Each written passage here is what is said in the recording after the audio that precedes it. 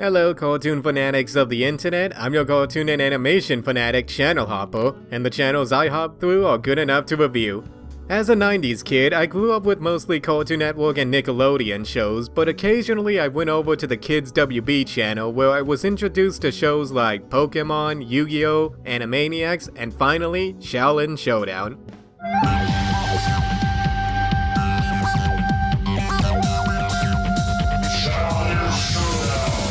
The show was created in 2003 by Christy Hui, which incorporates both Eastern and Western cultures from designs, actions, characters, and humor. The show centers around these 4 Xiaolin monks named Omi, Kimiko, Raimundo, and Clay who travel the world with the help of their dragon friend and transportation method known as Dojo in search of these magical artifacts called Shengan Wu before the Heilin side can use them for evil. Dojo acts as the comic relief of the series and is capable of changing his size at will, as well as being able to detect Shengan Wu and their location whenever they become active. Seems simple enough, but here's the twist. If more than one person touches a Shengan Wu, then one side may challenge the other to a Xiaolin Showdown and choose the goal of the challenge for the item, as well as wagering one of their own Shengan Wu. The winner gets to keep what the loser wagered, as well as the Wu that both were fighting over. However, one thing I noticed is that while you need to wager a Shengan Wu, you don't necessarily have to use only that particular one in a showdown, as we see in Omi's battle against Dojo during one of his 1500-year phases. In this showdown, he only wagered the changing chopsticks against the Fist of Tebigon, but uses both the Shroud of Shadows and Reversing Mirror, which is strange because it's considered cheating later on when their enemy Wuya does it. There's also a few more issues I have, but moving on to the showdowns themselves. The challenges were the highlight of the episodes for me, as the different setting designs and atmosphere presented an interesting approach to the goal of the game. You can tell a lot of effort was put into the series when the animators can come up with new showdown designs. Though a few major downsides to the showdowns were that they only lasted a few minutes and would often happen near the end of the episode. The Shengan Wu in the show were created by a powerful monk named Grandmaster Dashi, who used them in a battle against the Heilin side and hit them across the world until they can be used again. Each weapon possessed magical properties such as levitation, strength, invisibility, and speed. Wait, am I thinking of Shengan Wu or Talisman? I forget which. However, while some Shengan Wu are good, others are just plain stupid. Such as the ants in the pants Shengan Wu just gives your opponent itchy pants, the helmet of Zhong gives you eyes in the back of your head, and finally there's the sweet baby Among Us. Go, baby! What the hell is that? Another issue I've had with the Shengan Wu was the lack of consistency in them, such as the Shroud of Shadows has been shown to cover a variety of body shapes as well as large items, but then in some instances it can only cover a person about as much as a towel can. The same can be said with the changing chopsticks, as they're stated to only work in one direction, and that's shrinking things down to the size of a grain of rice. Only when the effects of the reversing mirror are applied can a person revert themselves or the object back to the original form. Other Shengan Wu tend to go through some cosmetic changes throughout the series, as well as the appearance of new items or ones that haven't even been introduced yet in the series. So what about the warriors behind the weapons?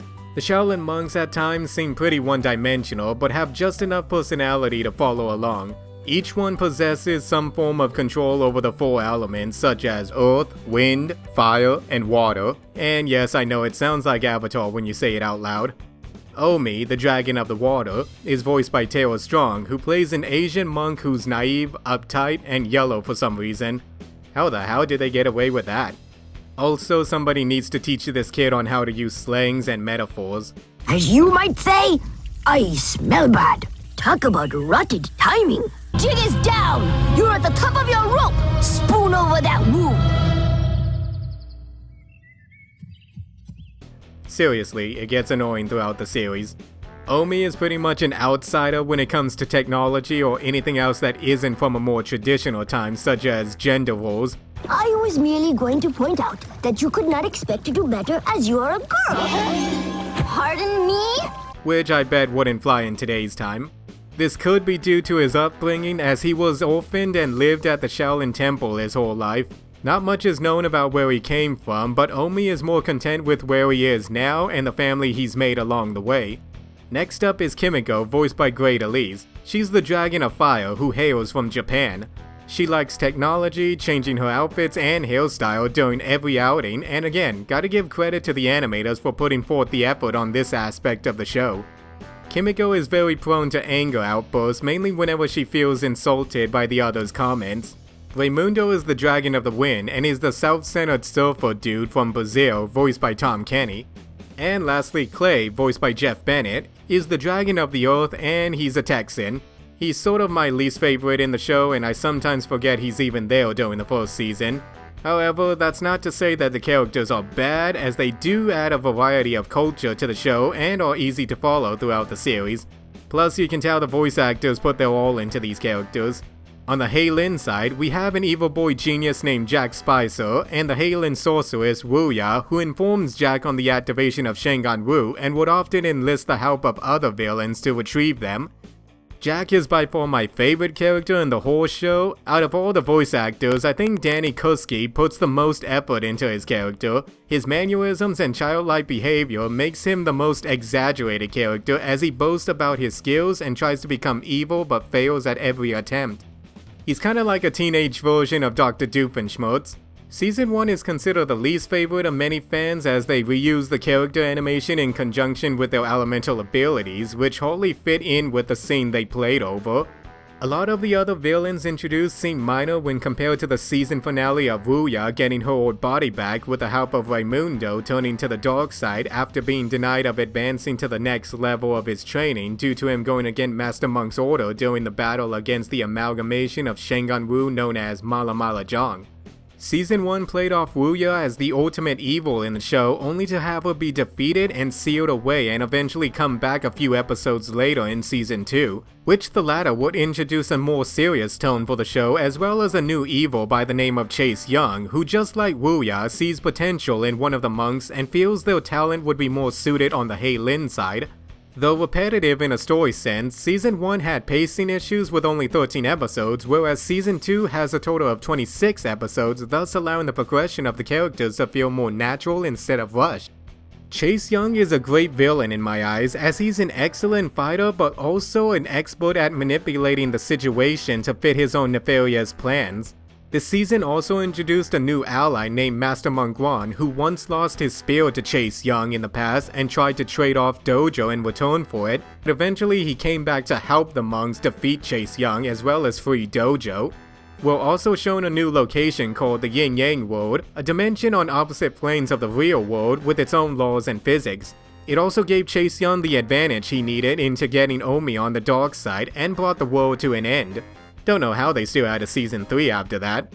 A few issues brought up with the later seasons is that the show isn't really suited to have a serious tone, as the characters are more comedic to have overarching storyline and kinda detracts from the showdowns being the highlight of the episodes and sort of having them take a back seat to the main story.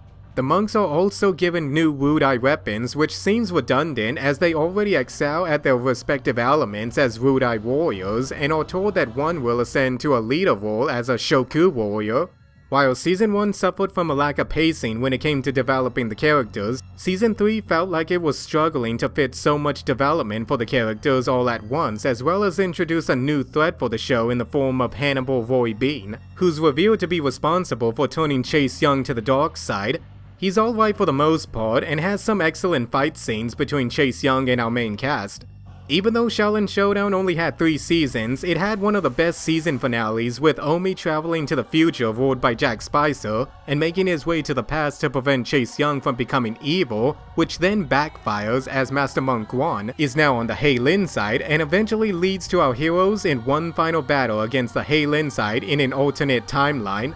The series ends off with Raimundo becoming a Shoku warrior, as he has shown to be the most suitable as a leader despite his past actions, and leads the team into one last battle against all of their rivals.